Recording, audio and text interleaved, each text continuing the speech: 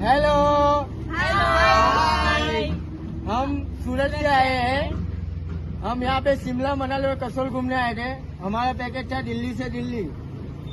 और बिट्टू भाई का जो दिल्ली से पिकअप हुआ है और दिल्ली से वापिस हमको ड्रॉप करेंगे। वहाँ तक का जो हमारा एक्सपीरियंस है उनके साथ और हमारे साथ जो भी उनका व्यवहार रहा है वो बहुत बढ़िया है। उन्होंने जो हमको घुमाया है, जो उनकी ड्राइविंग सेंस है वो आउटस्टैंडिंग, एकदम जोरदार है। पता ही नहीं बहुत चला दिल्ली से perfect। शिमला कहाँ आ गए और वहाँ से मनाली वही समझ में नहीं आया। और आज हमारा लास्ट डे है और हमको मालूम भी नहीं चला कि हमारा आज लास्ट डे है। हमको 5-6 दिन कहाँ निकल गए बिट्टू भाई के साथ, हमको मालूम भी नहीं चला।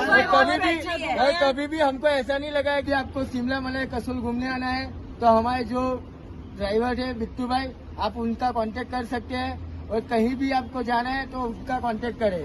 Thank you so much.